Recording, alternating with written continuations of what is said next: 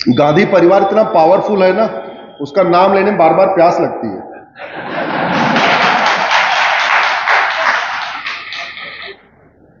आप लोग सुन रहे होंगे, आपको भी प्यास लग रही होगी। बहुत पावरफुल परिवार है।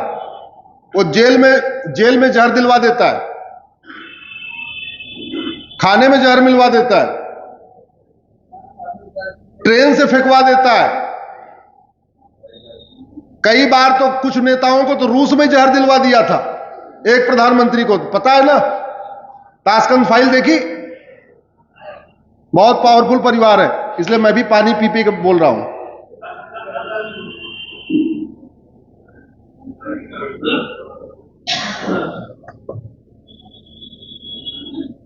पिछले 2-3 दिनों में 2-3 बड़ी घटनाएं हुई हैं।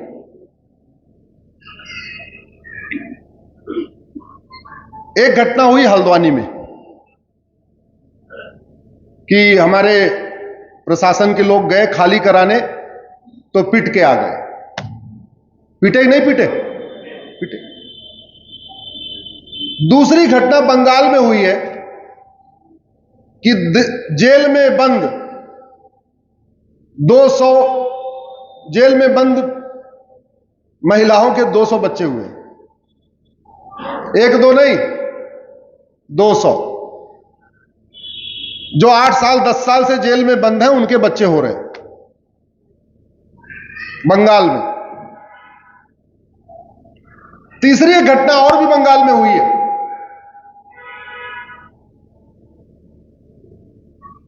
एक पॉलिटिकल पार्टी के नेता आते हैं गांव में,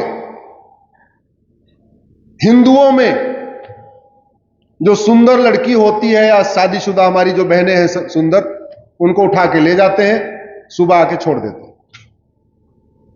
ये 3 घटना हुई है पिछले 3 दिन के अंदर। 2 तो मैंने अखबार में पढ़ा है, तीसरी घटना किसी हमने बहुत प्रोमिनेंट एडवोकेट के ट्विटर पर मैंने देखी है, और वहां की मीडिया भी चला रही है। और यह घटना पहली बार नहीं हो रही है, यह बंगाल में कई बार सुनने में आ चुका है कि वहां पार्टी के कार्यकर्ता आते हैं, गांव में से महिलाओं को, बहन बेटियों को ले जाते हैं रात को और सुबह छोड़ देते हैं। यह हो क्यों रहा है? अच्छा, सबसे खास बात, हल्द्वानी में जो हो रहा है सब उसका वीडियो शेयर कर रहे हैं, लेकिन कोई मूल कारण, स्थायी समाधान नहीं बता रहा। बंगाल में जेल में रहते रहते 200 बच्चे पैदा हो गए, माताओं के, बहनों के, ये सब लोग बता रहे, मूल कारण, स्थायी समाधान कोई नहीं बता रहा। वहां पॉलिटिकल पार्टी का नेता आता है, शाम को हर शाम को एक परिवार से किसी एक महिला को लेकर जाता है, सुबह छोड़ के आता है। मूल कारण, स्थायी समाधान कोई नहीं बता रहा। एक चीज बताओ, बीमारी की चर्चा करने से बीमारी बढ़ती है, बीमारी घटती है? जोर से बोलिए जरा। अगर आपको सरदर्द हो और 10 आदमी केवल यही बोले सरदर्द है, सरदर्द है, सरदर्द है, सरदर्द बढ़ेगा घटेगा? आपको कैंसर हो, सुबह से लेकर शाम तक 50 लोग, अरे कैंसर हो गया, अरे कैंसर हो गया, अरे कैंसर हो गया, अरे कैंसर हो गया। कैंसर बढ़ जाएगा घटेगा? बढ़ेगा। हमारे देश में यही चल रहा है। बड़े बड़े सोशल मीडिया के वीर, ट्विटर पे जाइए, इंस्टा पे जाइए, फेसबुक पे जाइए, केवल और केवल समस्या बता रहे हैं। बंगाल में ये हो गया, हल्द्वानी में ये हो गया, यहां ये हो गया, यहां ये हो गया।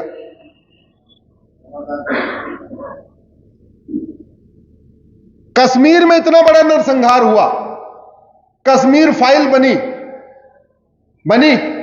कश्मीर फाइल देखा। कश्मीर फाइल बनने के बाद भारत में जिहाद कम हो गया क्या? हुआ कुछ कम? केरल फाइल बनी, आप लोगों ने देखा, धर्मांतरण खत्म हो गया क्या? नहीं। मैं बार बार कहता हूं, नेताओं के भाषण से, अभिनेताओं के फिल्म बनाने से, लेखकों के लेख लिखने से, कवियों के कविता पाठ करने से धर्माचार्यों के राम कथा करने से, बुद्धिजीवियों के वार्तालाप करने से कोई समस्या खत्म नहीं। कोई एक समस्या बताइए जो नेताओं के भाषण, अभिनेताओं के फिल्म बनाने, लेखकों के लेख लिखने, बुद्धिजीवियों के बातचीत करने, कवियों के कविता करने से खत्म हो जाए।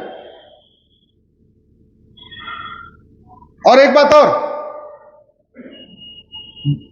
भगवान श्री राम भारत में जन्म लिए, भगवान कृष्ण भारत में जन्म लिए, हनुमान जी का जन्म भारत में हुआ कर्नाटक में, शंकराचार्य जी भारत में जन्म लिए,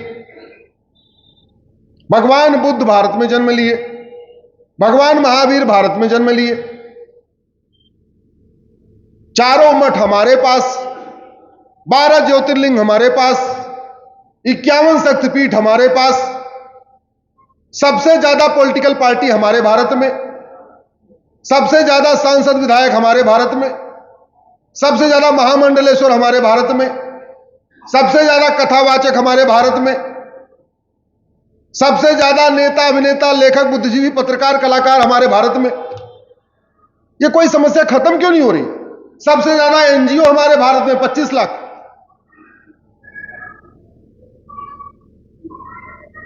क्यों?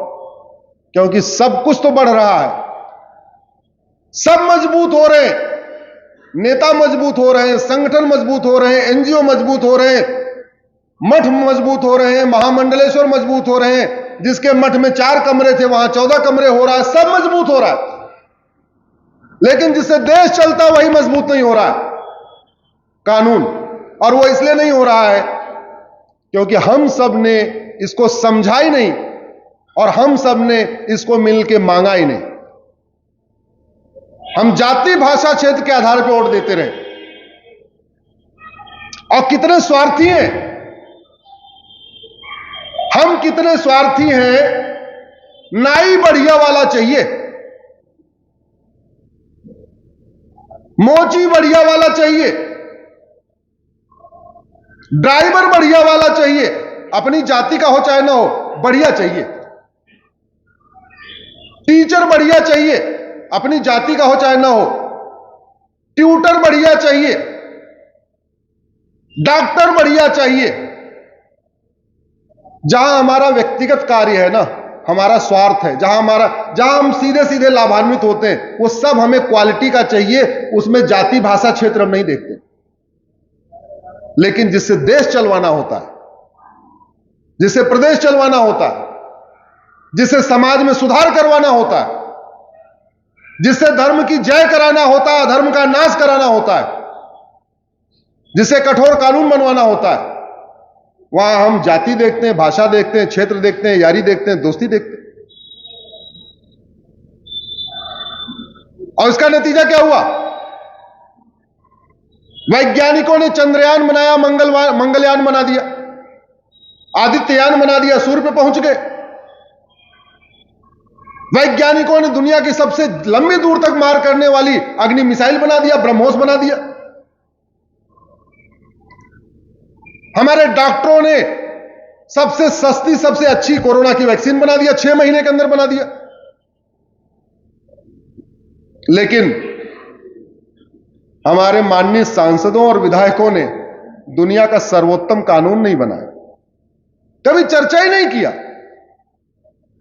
अच्छा, अपना घर बनाना होता है ना तो 10 आर्किटेक्ट से बात करते हैं। अपना घर बनाना होगा तो 10 आर्किटेक्ट से बात करेंगे, 10 लोगों का घर देखेंगे। लेकिन जब देश के लिए कानून बनाना होता है तो 10 देशों का कानून नहीं देखते।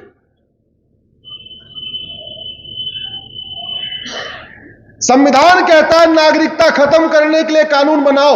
आज तक किसी घूसखोर, कमीशनखोर, दलाल, जमाखोर, मिलावटखोर, कालाबाजारी करने वाले, नशा तस्करी करने वाले, मानव तस्करी करने वाले, सोना तस्करी करने वाले, माओवादी, नक्सली, अलगाववादी, कट्टरवादी, जिहादी, मजहबी उन्माद फैलाने वाले मिशनरी की नागरिकता गई क्या?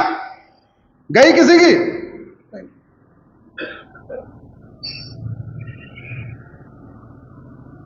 हमारी सरकारों को कुम्हार से सीखना चाहिए।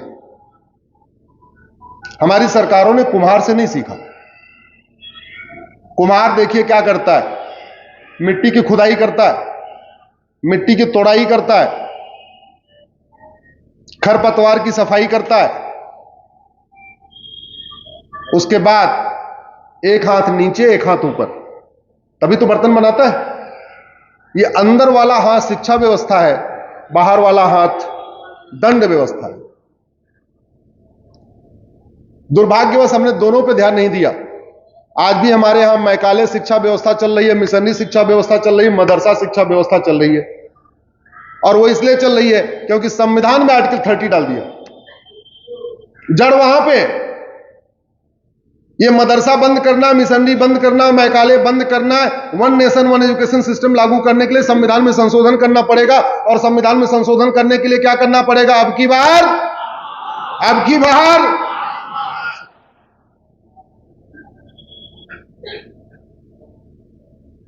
ये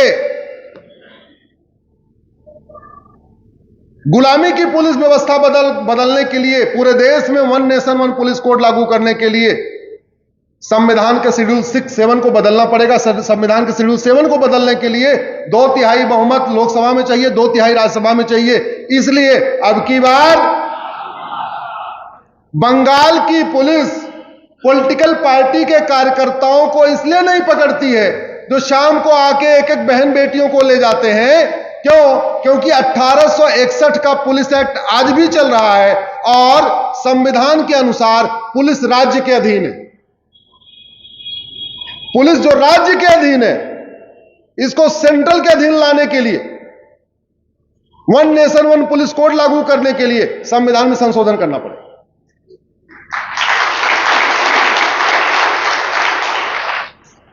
जो लॉ के स्टूडेंट हैं उनको पता होगा, संविधान में काम का बंटवारा है।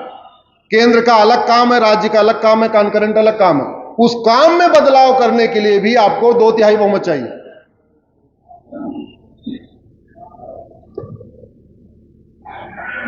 भय बिन होय न प्रीत, सठे साठ्यम समाचरित। यह कहां का सिद्धांत है? भारत।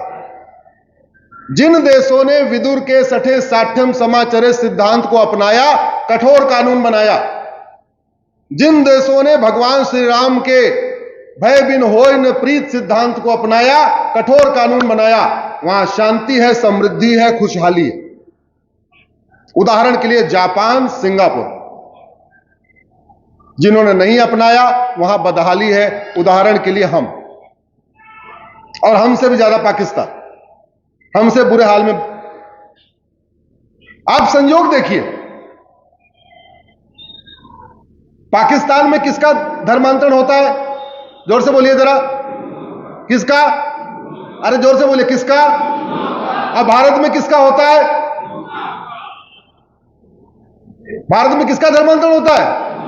तो पाकिस्तान में हिंदू माइनॉरिटी में है तो भी उनका धर्मांतरण होता है, हिंदुस्तान में हिंदू मेजॉरिटी में है तो भी धर्मांतरण होता है।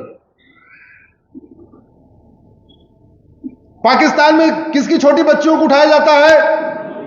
अब भारत में किसकी छोटी बच्चियों को उठाया जाता है? हम ऐसा कानून बना ही नहीं पाए कि हमारी बहन बेटी की तरफ आंख उठाने से पहले उसके रोए कांप जाए।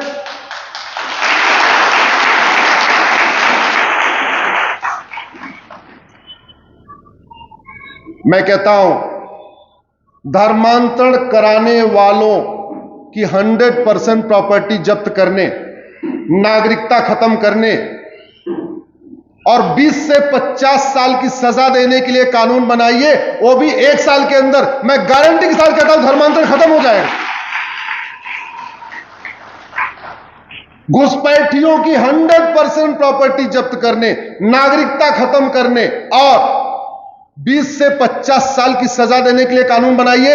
एनआरसी लागू ही नहीं करना पड़ेगा, 80% घुसपैठिए खुद ही बाहर छोड़ के भाग जाएंगे।